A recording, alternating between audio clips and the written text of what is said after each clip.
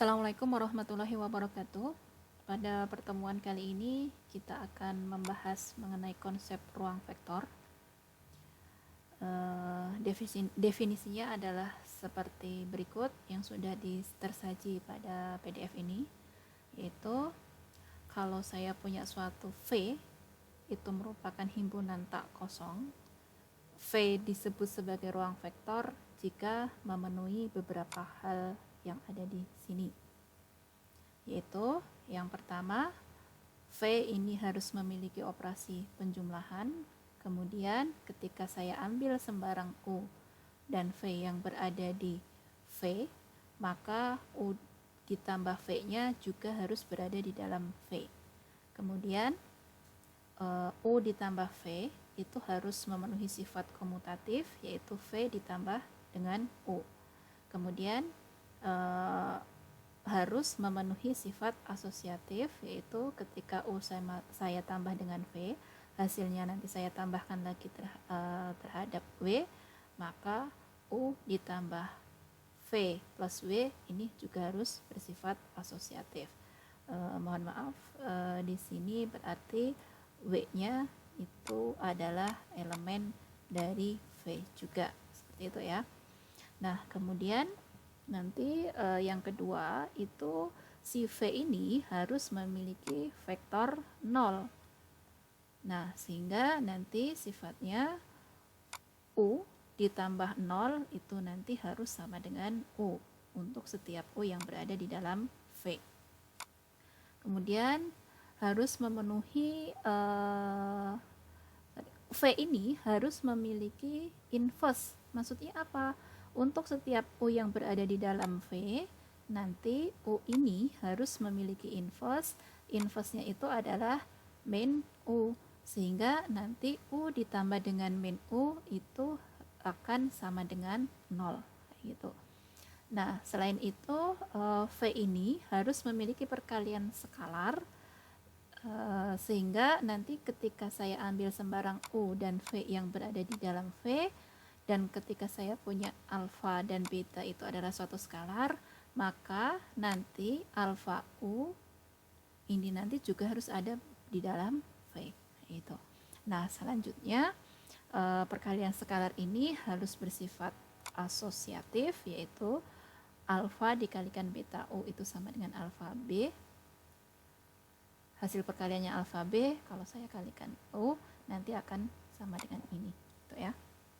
Kemudian ketika alfa ditambah beta, saya kalikan dengan U, maka nanti harus bersifat distributif, yaitu alfa U sama dengan beta V. Begitu juga dengan ketika alfa saya kalikan dengan U ditambah V, nanti hasilnya harus sama dengan alfa U ditambah dengan beta V. Nah, selanjutnya ketika saya punya skalar 1, saya kalikan U, ini nanti harus sama dengan U. Nah, itu adalah sifat-sifat ruang vektor yang harus, ini adalah syarat-syarat yang harus dipenuhi ketika V itu merupakan ruang vektor gitu. Jadi ketika V ini ruang vektor, maka harus memenuhi 10 hal itu tadi. Apa aja tadi? Yang pertama, kalau saya punya sembarang atau untuk setiap U dan V yang berada di dalam V, maka nanti U ditambah V itu harus berada di dalam V juga. Yang kedua, sifat komutatif terhadap penjumlahan, yaitu U ditambah V ini harus sama dengan V ditambah U, kayak gitu. Nah, kemudian yang ketiga itu adalah sifat distributif. Kalau saya punya U, kemudian V, saya punya sembarang UV, W yang berada di dalam V gitu ya.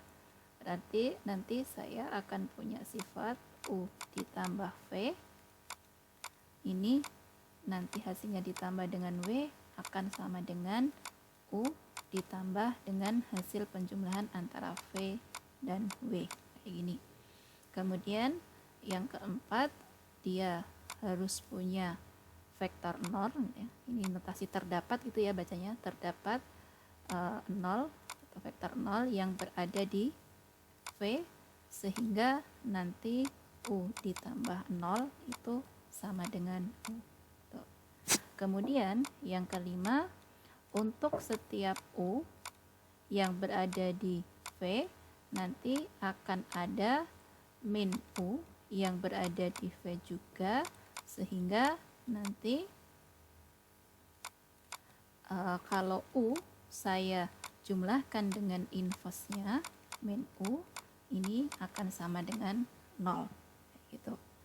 Kemudian selain itu dia juga punya operasi perkalian dengan skalar,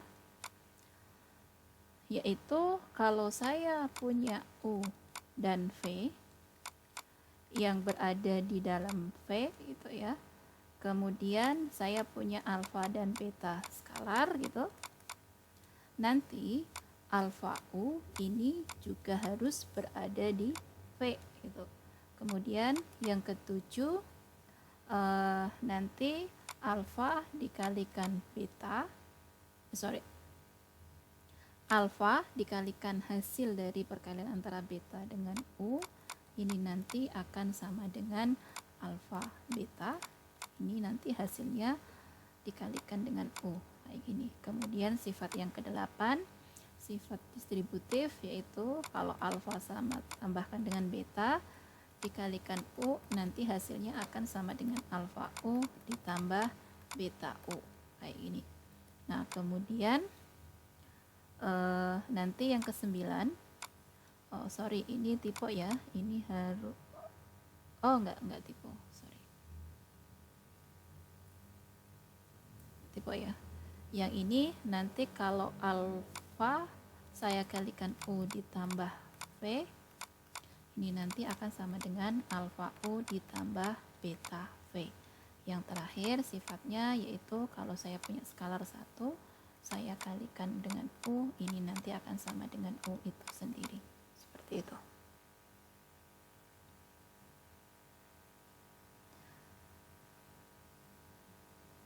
Oke, langsung saja kita aplikasikan ke dalam contoh. Di sini di contoh 1 kita punya ruang Rn. Kemudian Rn ini tipe ya, ini harusnya ada begini. Ruang Rn ini adalah himpunan dari suatu ini ya, A1, A2, AN, ini ada kurung gitu ya, dengan syarat A1 sampai AN ini bilangan real. Nah, misalnya di sini dituliskan U-nya itu adalah U1, U2 sampai UN, dan V-nya ini adalah V1 sampai Vn. Ini di sini U ini tebal, ini menyatakan anggota dari ruang Rn ini ya. Kemudian V ini juga menyatakan anggota dari Rn ini. Nah, ini didefinisikan ada 1, 2, 3, 4, 5 definisi ini ya. Yang pertama, ketika U saya tambahkan dengan V, definisinya seperti ini, yaitu U1 ditambah V1, nanti U2 ditambah U2 gitu, dan seterusnya sampai UN ditambah Vn. Kemudian alfa dikalikan U, itu definisinya alfa U1 ditambah alfa U2, dan seterusnya sampai ditambah alfa UN.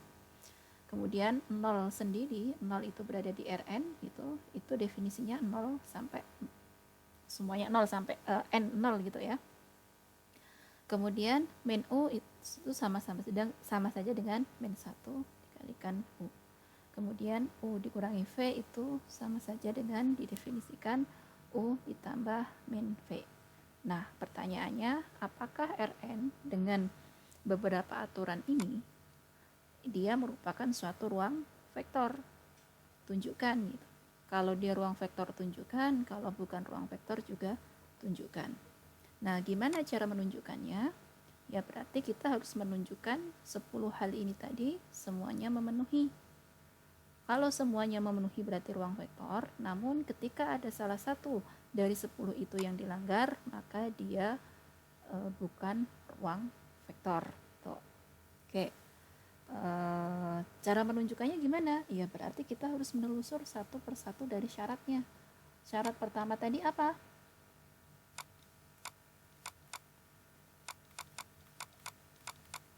Syarat pertama tadi kita harus menunjukkan bahwa untuk setiap U, V yang berada di, sekarang ruangannya Rn, ya berarti Rn itu nanti akan ditunjukkan bahwa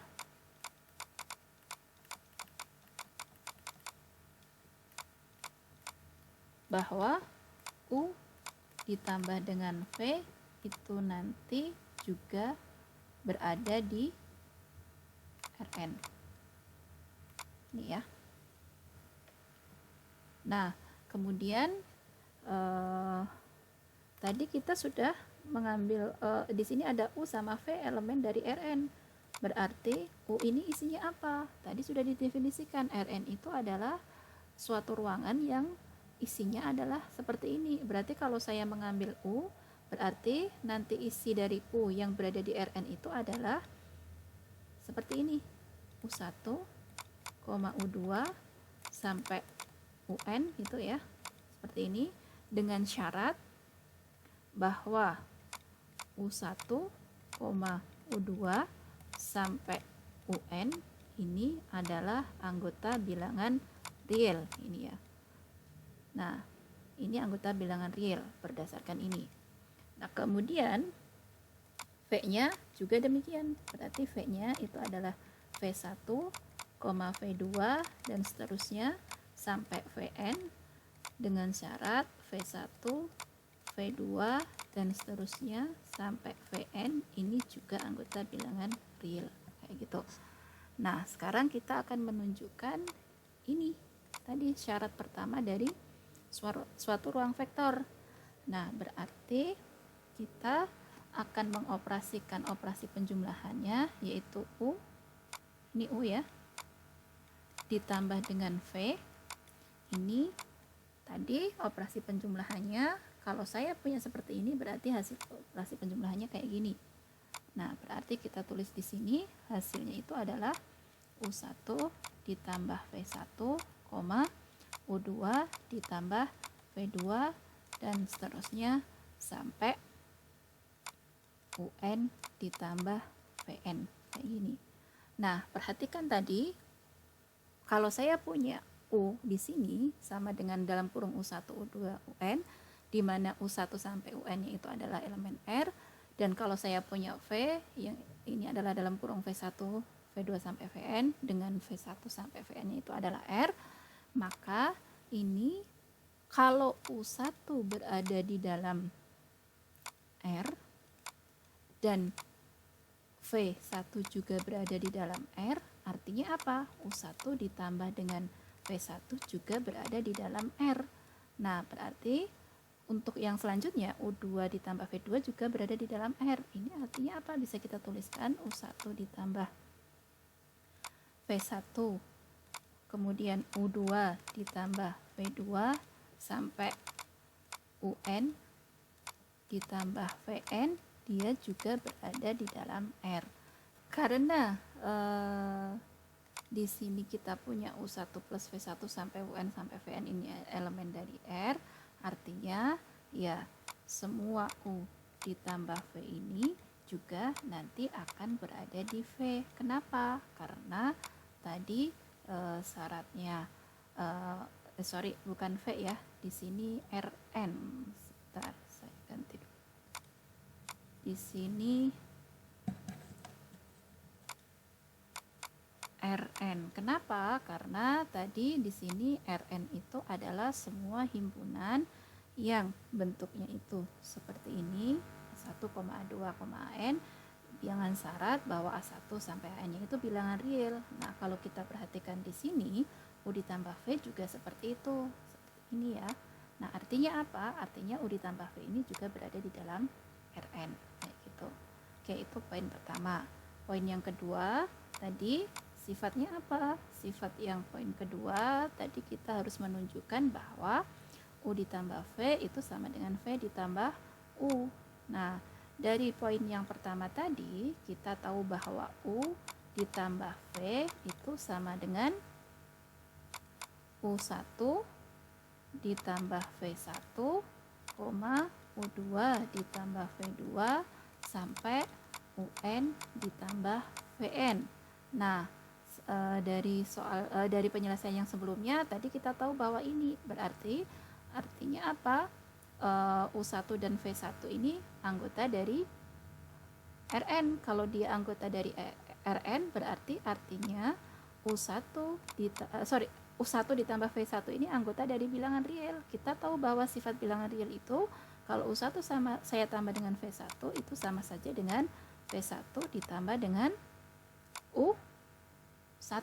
Berarti artinya ini bisa saya tuliskan bahwa U1 ditambah V1 itu sama saja dengan V1 ditambah U1.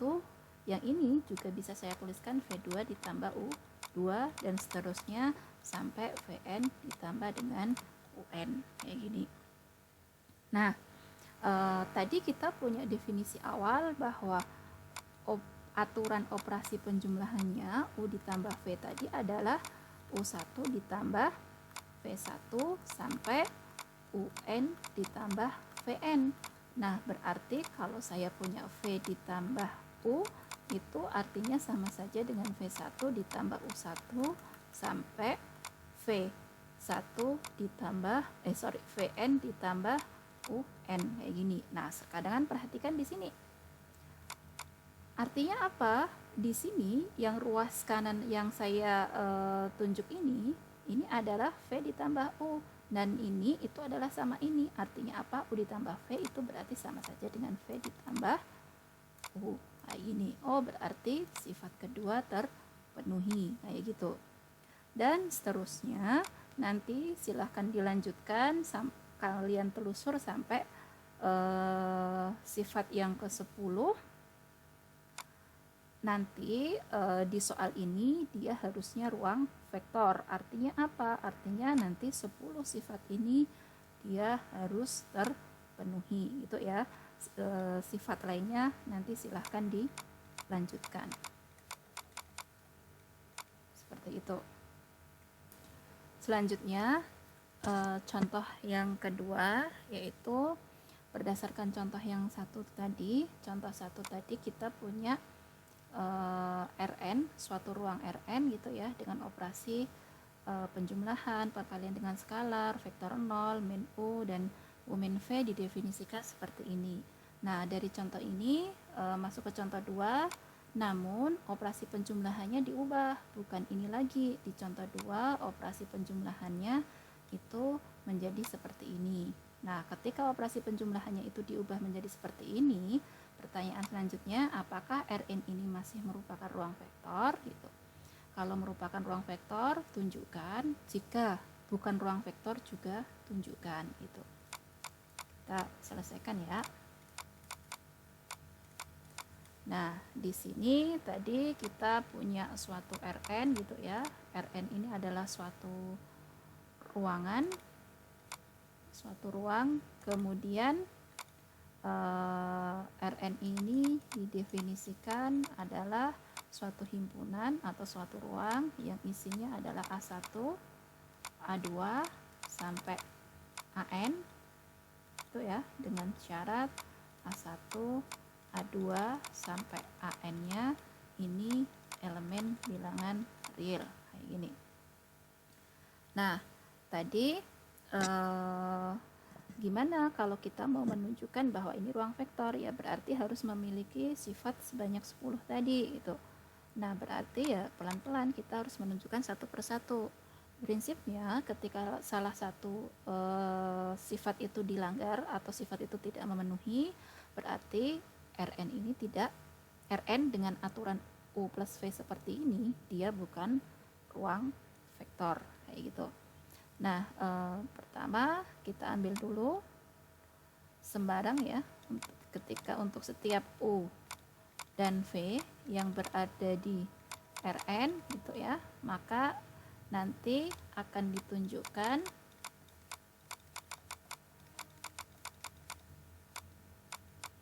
akan ditunjukkan bahwa U ditambah V itu berada di Rn gitu. Oke, sekarang coba kita perhatikan, kita punya U yang berada di Rn, berarti nanti U nya itu bentuknya seperti ini, U1, U2 dan seterusnya sampai UN, dengan syarat U1 sampai UN itu berada di R gitu ya. Kemudian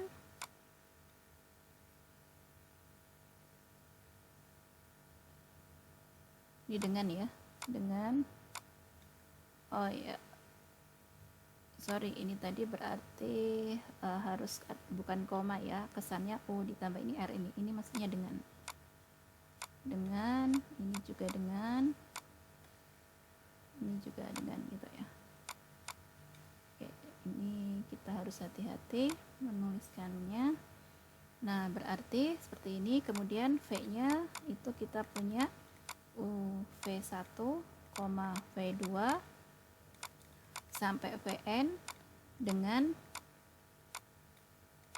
V1 sampai Vn ini juga berada di R, kayak gitu. Nah, berarti ya kita harus menunjukkan bahwa U plus V itu berada di dalam Rn. Tapi ingat, tadi U plus V, definisi di contoh 2 ini tadi, aturannya adalah seperti ini. Berarti kalau U ditambah V, ya kita ikutin aturan ini. Jadinya apa di situ? Jadinya adalah U1 ditambah 2V1, nanti di sini U2 ditambah 2V2 dan seterusnya sampai UN ditambah 2VN, kayak gini. Nah, tadi karena U1 sampai UN ini elemen R dan V1 elemen R, maka nanti akibatnya U1 ditambah 2V1, U1 ditambah 2V1 sampai nanti UN ditambah 2VN ini juga elemen R, kayak gini. Nah, sifat yang pertama kita perhatikan, kalau U1 ditambah 2V1 berada di R, tadi syaratnya Rn tadi apa di atas Rn bentuknya kayak gini. Berarti kalau U ditambah V masih memenuhi ini. Artinya apa? U ditambah V ini juga masih elemen dari Rn. Oke, sifat pertama terpenuhi. Kemudian sifat yang kedua, tadi harus ditunjukkan bahwa ketika U ditambah V itu harus sama dengan V ditambah U. Sifat yang kedua itu akan ditunjukkan bahwa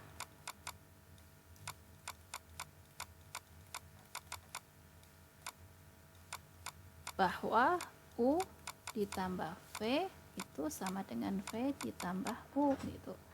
Nah, kalau dari sini kita perhatikan, kalau U ditambah dengan V itu sama saja dengan U-nya tadi kita punya U1, U2 sampai UN. V-nya itu adalah dalam kurung V1, V2 sampai Vn. Berarti U ditambah V berdasarkan definisi di contoh yang kedua, yaitu seperti ini tadi. Artinya berarti U ditambah V itu adalah U1 ditambah 2V1, U2 ditambah 2V2 dan seterusnya sampai UN ditambah 2VN gitu. Nah, dengan apa? Dengan di sini kita punya bahwa U1 ditambah 2V1 dan seterusnya sampai UN ditambah 2VN ini elemen dari R, kayak gitu. Nah, kemudian kalau kita perhatikan di sini bisa kita tuliskan berdasarkan sifat-sifat bilangan real, berarti U1 ditambah 2V1 itu sama saja dengan 2V1 ditambah U1, 2V2 ditambah U2 dan seterusnya sampai 2VN ditambah UN, kayak gini. Nah, sekarang pertanyaan selanjutnya, apakah ini akan sama dengan V ditambah dengan U? Nah, sekarang kita perhatikan, kalau V ditambah dengan U berdasarkan definisi ini, artinya apa? Artinya berarti V1 ditambah 2U1. Ikutin polanya. Berarti di sini nanti akan sama saja dengan V2 ditambah 2V2 dan seterusnya sampai di sini nanti Vn ditambah 2Vn. Kayak gini. Nah, pertanyaannya, apakah ini sama dengan ini? Di sini 2V1 plus U1, di sini V1 plus 2V1. Sama enggak? Enggak sama. Kecuali apa? Kecuali ketika kecuali ketika U1 sama dengan V1, kemudian U2 sama dengan V2, dan seterusnya sampai UN sama dengan Vn. Kalau semuanya ini sama, artinya apa? Artinya kalau vektor U sama dengan vektor V, maka ini akan terpenuhi. Namun di soal ini tidak dikasih pengertian, tidak ada keterangan ini. Artinya apa? Ya berarti tidak semua U ditambah V itu sama dengan V ditambah U. Berarti ini tidak sama. Artinya apa? Artinya sifat ini tidak terpenuhi. Berarti gagal dia untuk menjadi ruang vektor. Berarti contoh yang kedua ini artinya dia bukan ruang vektor. Kenapa? Karena sifat yang kedua dia tidak memenuhi. Seperti itu. Nah, dari kedua contoh tadi kita bisa mengatakan secara umum bahwa ruang vektor ini suatu ruang dikatakan ruang vektor, berarti dia harus memenuhi ke-10 sifat ini, atau dia disebut sebagai 10 aksioma ruang vektor ini semuanya harus terpenuhi. Ketika salah satu saja dilanggar, artinya dia bukan ruang vektor. Kemudian setelah ruang vektor, kita akan mengenal sifat-sifat perkalian dengan skalar, yaitu kalau saya punya U, itu adalah suatu vektor yang ada di dalam V, dan alfa itu adalah suatu skalar, maka 0 dikalikan dengan U itu akan sama dengan 0 vektor. Kemudian min 1 saya kalikan dengan U, itu sama saja dengan min U. Kemudian alfa saya kalikan dengan vektor 0, itu sama saja dengan vektor 0. Nah, selanjutnya kita akan mengenal ruang inner product dan ruang norm. Nah, di ruang vektor tadi kita baru mengenal dua operasi, yaitu operasi penjumlahan serta operasi perkalian dengan skalar. Selanjutnya di sini kita akan mengenal operasi inner product dan operasi norm. Nah, ketika nanti kita punya operasi inner product, maka nanti operasi inner product itu harus memenuhi 3 hal ini, yaitu dia harus bersifat komutatif seperti ini, kemudian dia harus bersifat non negatif, yaitu ketika U saya operasikan inner product dengan U, maka dia harus lebih besar dari 0, dan ketika ini hasilnya sama dengan 0, artinya U itu sendiri adalah 0 gitu ya, vektor 0. Kemudian dia harus bersifat linier. Artinya apa? Ya berarti harus memenuhi persamaan 2.24 ini. Nah, kemudian ketika nanti kita punya operasi norm, maka operasi norm itu sendiri juga harus memenuhi 3 hal ini, yaitu dia harus bersifat scaling, artinya norm alfa U itu harus sama saja dengan nilai mutlak alfa dikalikan norm U. Kemudian harus bersifat non negatif seperti ini. Kemudian dia juga harus bersifat memenuhi sifat pertidaksamaan segitiga kayak gini. Nah, kemudian bagaimana nanti operasi inner product sama operasi norm ini? Ya, nanti tergantung dari ruangan itu akan mendefinisikan operasi norm sama operasi inner productnya seperti apa. Berarti nanti kita harus jeli di situ ketika melihat operasinya. Nah, selanjutnya, tadi ketika saya punya suatu ruang dan dia itu merupakan ruang vektor, dan ketika kita tambahkan operasi inner product, dia memenuhi juga, maka ruangan tersebut dia disebut sebagai ruang inner product. Selanjutnya, ketika saya punya ruang vektor, kemudian saya tambahkan operasi norm, ternyata dia juga memenuhi sifat-sifat ini, artinya dia disebut sebagai ruang bernorm. Nah, ini dia disebut sebagai ruang bernorm. Nah, ketika ruang vektor tadi kita tambahkan dua operasi, yaitu operasi inner product dan operasi norm, artinya ruang vektor tadi bisa juga disebut sebagai ruang inner product bernorm. Seperti itu. Nah, gimana cara menunjukkan suatu ruang itu merupakan ruang inner product bernorm atau ruang inner product atau ruang bernorm? Ya berarti kita harus jeli dalam melihat definisinya masing-masing. Nah, kemudian kita harus ngecek ke sifat-sifat yang harus dipenuhi tadi. Ketika semuanya memenuhi, maka dia disebut sebagai ruang inner product bernorm. Ketika salah satu saja dilanggar, ya berarti bukan ruang inner product bernorm. Seperti itu.